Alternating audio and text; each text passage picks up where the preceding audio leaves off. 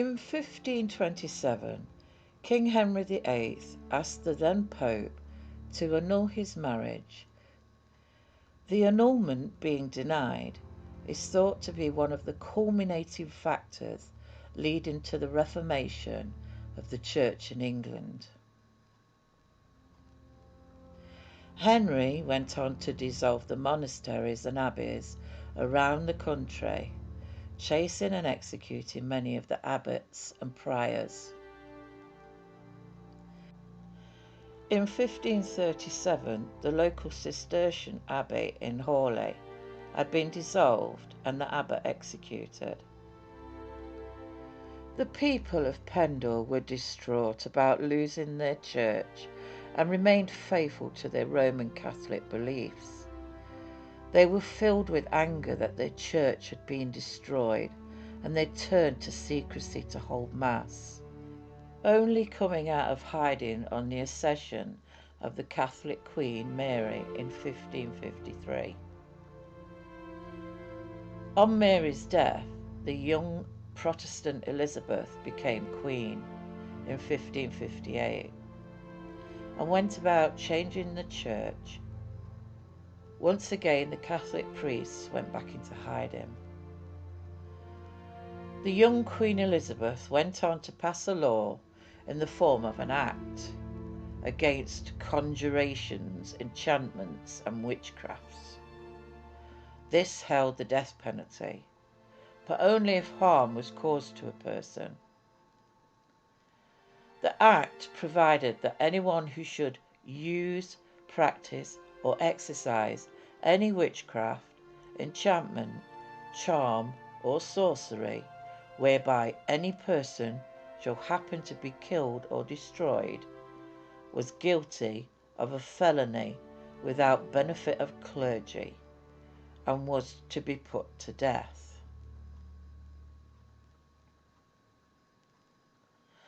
On the death of Elizabeth came James I, who was absolutely fascinated with the theory of witchcraft, so much so he thought he was being plotted against by witches in Scotland.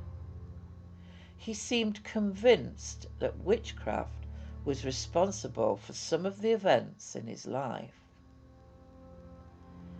After a year on the throne, he passed a law imposing the death penalty in cases where it was proven that harm had been caused through the use of magic or corpses had been exhumed for magical purposes. Strangely, though, he wasn't always convinced with some of the evidence brought forward at the witchcraft trials. In the 16th century, Pendle Hill in Lancashire was classed as a violent and lawless county. Many women and men did actually class themselves as witches, but only in the sense of a village healer and to earn money for their herbal remedies. Many villagers were wary of these people, as they were afraid of hexes being put on them, so they tended to distance themselves from them unless they needed their help in some way. Many deaths had already been blamed on witchcraft way before 1612. But in 1612, a pedlar, John Law, went to the Justice of the Peace, Rodger Nowell, and made an accusation that he had been harmed by someone practicing witchcraft. Nowell had already been instructed to act on any witchcraft reports and to report the names of people not attending the English church. This claim by John Law would set in motion the Pendle witch trials. The Pendle Hill trial begins with a well-known village witch family member, Alizon Device, and the pedlar John Law.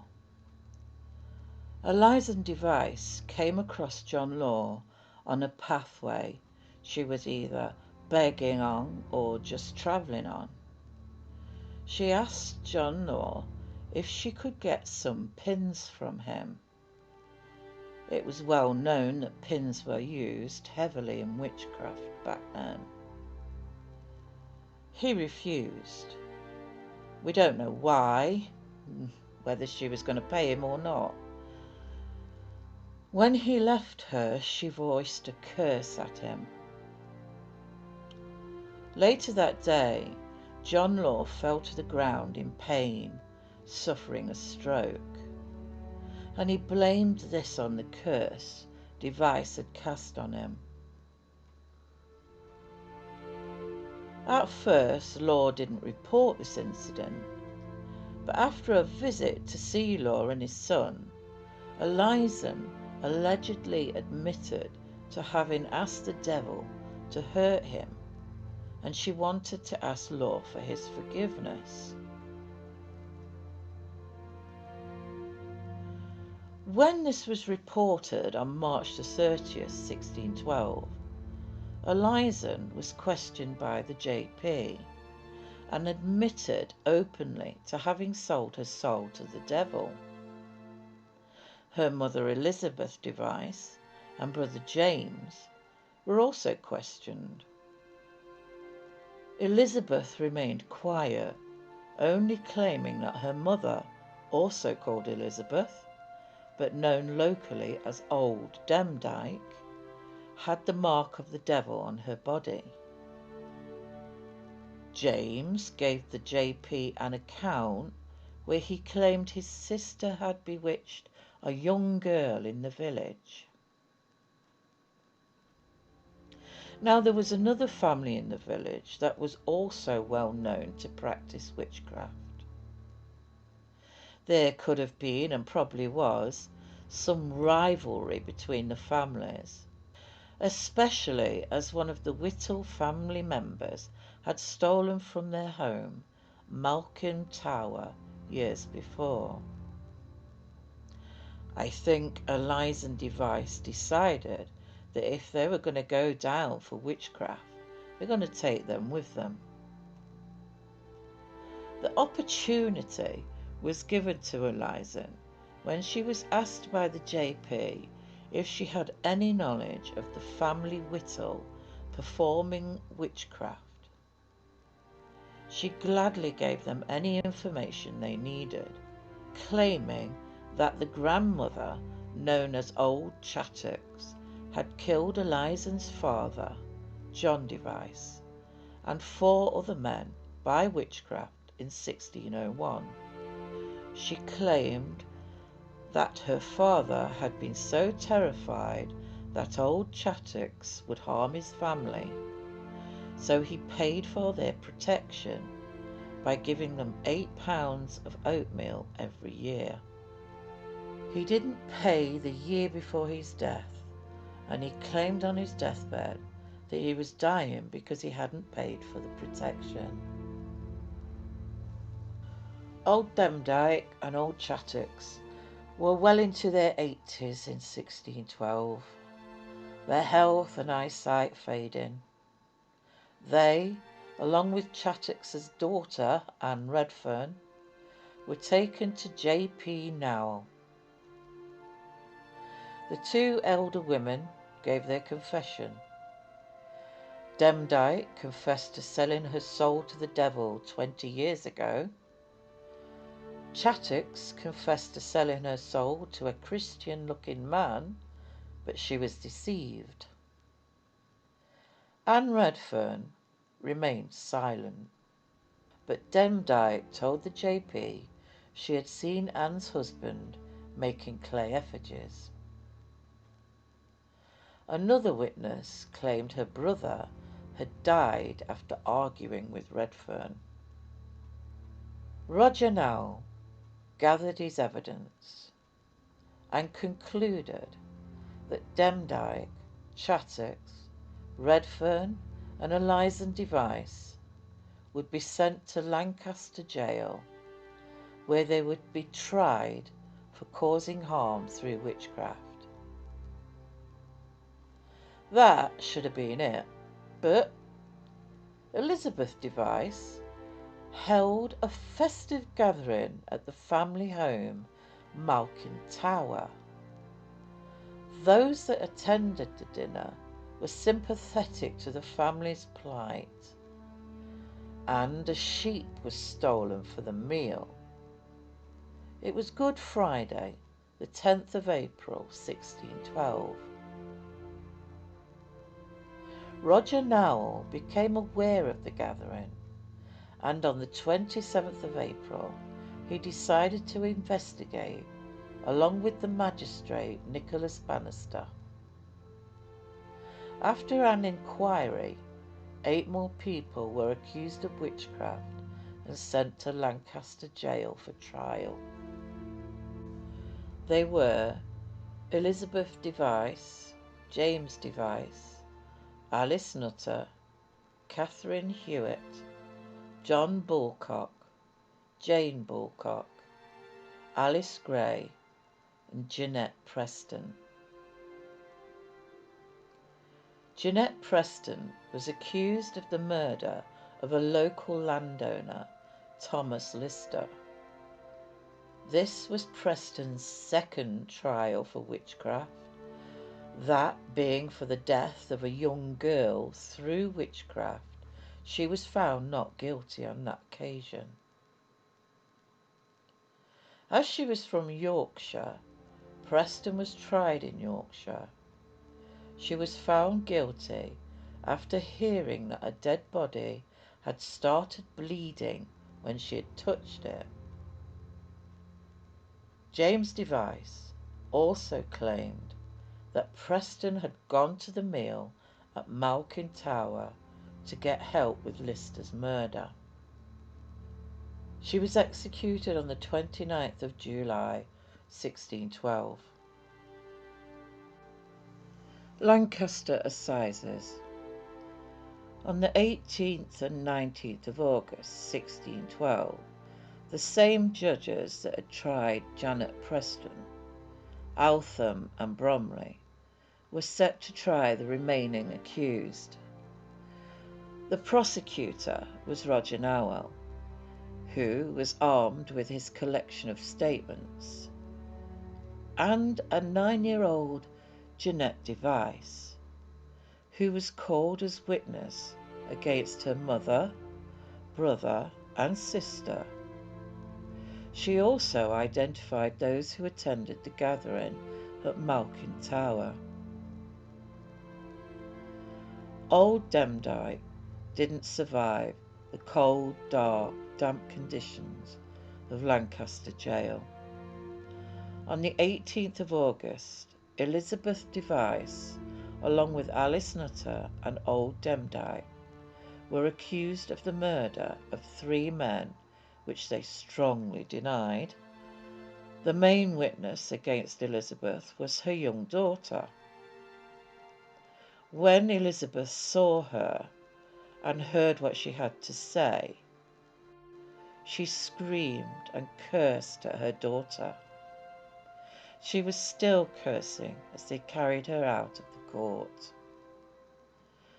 The young Jeanette claimed her mother had been a witch for a number of years, and she talked to her dog, who she claimed was her familiar. Elizabeth's son James also gave evidence against her.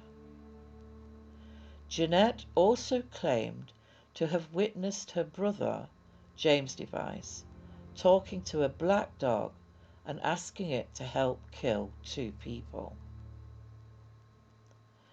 Both Elizabeth and James pled not guilty, but Nowell brought out their confessions, where they had confessed to witchcraft, and after hearing from witnesses, they were both found guilty.